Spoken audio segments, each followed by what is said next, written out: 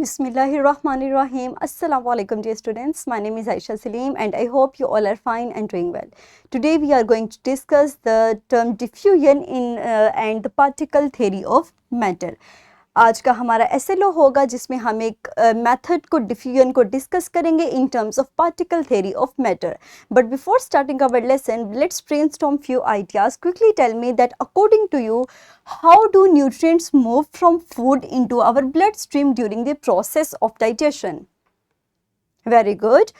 तो हमारी बॉडी के अंदर किस प्रोसेस के तहत ये सारी एब्जॉर्प्शन होती है या फिर फर्दर इस प्रोसेस का हमारी बॉडी के अंदर क्या फ़ायदा है, क्या फ़वाइद हैं, इन तमाम चीज़ों को हम डिस्कस करेंगे अपने आज के लेक्चर में. तो डियर स्टूडेंट्स, अगर हम डिफ्यूजन की टर्म की बात करें तो याद रखिए ये एक ऐसा प्रोसेस है जिसके अंदर पार्टिकल्स की मूवमेंट होती है from higher concentration to the area of lower concentration, यानी उस एरिया से जहाँ पे पार्टिकल्स की अमाउंट हायर कंसंट्रेशन में है वहाँ से मूवमेंट होगी और इवनली डिस्ट्रीब्यूशन के बाद हमारे पास पार्टिकल्स जिस भी कंटेनर में हमने उसको मिक्स किया होगा उसमें इवनली डिस्ट्रीब्यूट हो जाएंगे. And this movement of particles from the area of higher concentration towards the area of lower concentration is termed as diffusion. Next हम इसी प्रोसेस को सीखेंगे, समझेंगे एक सिमुलेशन की मदद से जिसमें हम इस प्रोसेस को परफॉर्म करेंगे और देखेंगे कि किस तरह डिफ्यूजन का ये प्रोसेस तय पाता है. यहाँ पे अगर मैं एक कंटेनर के अंदर नंबर ऑफ पार्टिकल्स कर दूं 200 या 100, या आप अपनी मर्जी से इसको एडजस्ट कर सकते हैं. मैंने एक कंटेनर के अंदर पार्टिकल्स की अमाउंट कर दी है 100, जबकि सेकंड सेक्शन के अंदर मैंने इसकी अमाउंट की है सिर्फ 20.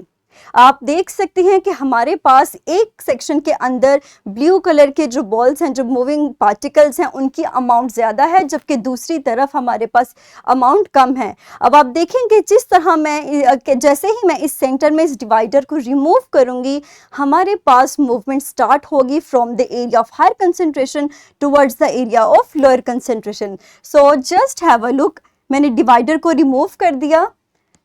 आप देख सकते हैं कि जैसे ही मैंने डिवाइडर को रिमूव किया है मेरे पास पार्टिकल्स हायर कंसंट्रेशन से मूव करना स्टार्ट हुए हैं towards the area of lower concentration. और अगर आप इसको ऑब्जर्व करें, रिमूव हमने इस डिवाइडर को किया, पार्टिकल्स की मूवमेंट स्टार्ट हुई और जैसे ही ये पार्टिकल्स की मूवमेंट हमारे पास स्टार्ट होगी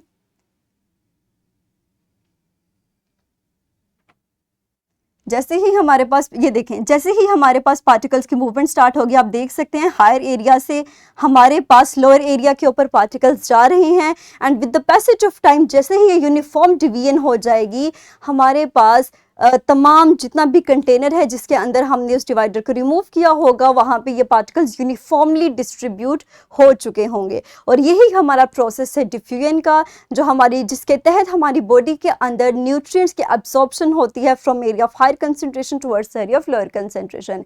हम अपनी स्लाइड की तरफ वापस चलते हैं और मज़ीद कुछ एग्जाम्पल्स को डिस्कस करते हैं. हमारी बॉडी के अंदर सबसे पहले जो रेस्पिरेशन का प्रोसेस है, the process of gaseous exchange, बहुत ही इंपॉर्टेंट प्रोसेस, वो भी इसी प्रोसेस के थ्रू, डिफ्यूजन के प्रोसेस के थ्रू होता है. आप देख सकते हैं कि हमारे बॉडी के अंदर कार्बन डाइऑक्साइड एक्सहेल करते हैं जबकि हम ऑक्सीजन इनटेक करते हैं. तो जैसे ही कभी अगर आप इस चीज़ पे गौर करें तो हमारे पास ब्लड सेल्स के अंदर ऑक्सीजन ट्रांसफ़र होती है जबकि कार्बन डाइऑक्साइड वापस दे दी जाती है ताकि एक्सहेलिंग के प्रोसेस के तहत उसको बॉडी से एक्सक्रीट आउट किया जा सके. इसी तरह अगर हम सेकेंड एग्जाम्पल देखें तो हमारी बॉडी के अंदर जो न्यूट्रिएंट्स के एब्जॉर्प्शन है from thin epithelium towards the blood capillaries that absorb glucose and amino acids, ये सारा प्रोसेस भी हमारी बॉडी के अंदर डिफ्यूजन के प्रोसेस से होता है. मजीद आप देख सकते हैं इसको टी ब्रीविंग में, अगर आप एक टी बैग को पानी के अंदर रखें तो आप देख सकते हैं कि हायर कंसंट्रेशन से आहिस्ता आहिस्ता वो पूरे वाटर के अंदर फैलता जाएगा और एक यूनिफॉर्म कंसंट्रेशन बन जाएगी. तो ये कुछ एग्जांपल्स हैं डिफ्यूजन की जिनको हमने डिस्कस किया. फर्दर हम अपनी इसी नॉलेज को अप्लाई करते हुए अपने एक स्किल को अचीव करेंगे. इस स्किल को आप इजीली ओपन कर सकते हैं by scanning this QR code that is pasted just beside the skill sheet. So here's a skill sheet. इस एक्सपेरिमेंट को परफॉर्म करने के लिए आप अपनी क्लास में ग्रुप्स बनाएं और इंस्टेड ऑफ एनी सोल्यूशन आप टी बैग्स को इस्तेमाल करें, एक वाटर का कंटेनर लें और अपनी ऑब्जर्वेशंस को रिकॉर्ड कीजिए। उसके बाद हम उन्हीं ऑब्जर्वेशंस की बुनियाद पर इन क्वेश्चंस के, कुछ दिए गए क्वेश्चंस के आंसर्स को मेंशन करेंगे। सो अपनी वीडियो को पॉज कीजिए और इस एक्सपेरिमेंट को परफॉर्म कीजिए। Very good. अब हम उसी एक्सपेरिमेंट की बुनियाद पर कुछ क्वेश्चंस के आंसर्स करेंगे। तो हमारे पास फर्स्ट क्वेश्चन है कि based on your observation describe how food colouring particles moved with in the water. तो मुझे बताइए कि आपने जो एक्सपेरिमेंट परफॉर्म किया उसकी बुनियाद पर इस क्वेश्चन का क्या जवाब होगा। Very good. हमारे पास फूड पार्टिकल्स स्लोली और यूनिफॉर्मली मूव करना, फूड पार्टिकल्स यहाँ पे टी बैग के जो हमारे पास पार्टिकल्स होते हैं वो स्लोली और यूनिफॉर्मली मूव करना स्टार्ट करेंगे वाटर में, एंड इन्हीं रैंडम मोशन की वजह से हमारे पास with the passage of time container के अंदर एक यूनिफॉर्म कंसिस्टेंसी, एक यूनिफॉर्म सॉल्यूशन तैयार हो चुका होगा। इसके बाद नेक्स्ट हमारे पास क्वेश्चन है कि did the food colouring particles move from an area of higher concentration to an area of lower concentration और वाइस वर्सा। कि जिस तरह से हम किसी सॉल्यूशन को तैयार करते हैं, क्या आपने नोट किया कि फूड कलरिंग के जो पार्टिकल्स थे वो हायर एरिया से लोअर एरिया की तरफ मूव करेंगे या फिर नहीं।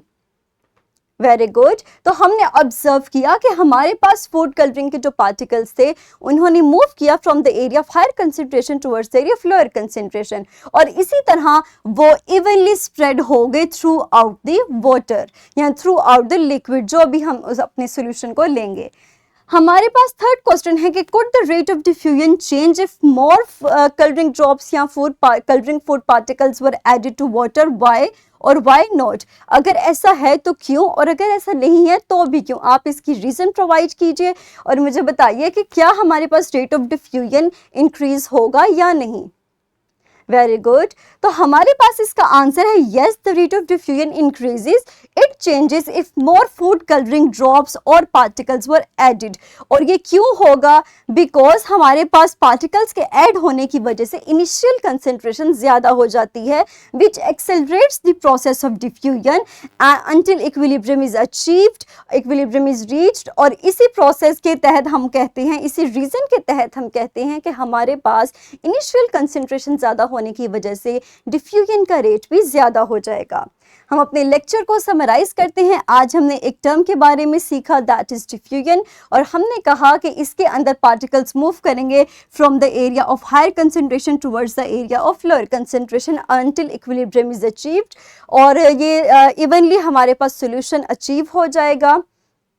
और ये दैट इज योर वर्कशीट। आप अपने इसी नॉलेज को अप्लाई करते हुए इस वर्कशीट को सॉल्व करेंगे। इसका लिंक आपको इसी वीडियो की डिस्क्रिप्शन में अवेलेबल होगा। So dear students, pause your video for few seconds and quickly solve this worksheet. Very good. मुझे उम्मीद है कि आपने इसको इजीली सॉल्व कर लिया होगा। That is your homework. आप इन क्वेश्चंस को नोट डाउन कीजिए और अपने इसी नॉलेज को अप्लाई करते हुए आप इनके क्वेश्चंस को फाइंड आउट करेंगे। इंशाल्लाह अपने अगले लेक्चर के अंदर हम अपने चैप्टर को रिवाइज करेंगे, कुछ की कंसेप्ट्स को रिव्यू करेंगे जिनको हमने प्रीवियस अपने तमाम लेक्चर्स के अंदर सीखा, with the help of mind map and with the help of different activities. और तब तक के लिए अपना ख्याल रखिएगा। Thank you very much and अल्लाह हाफिज़।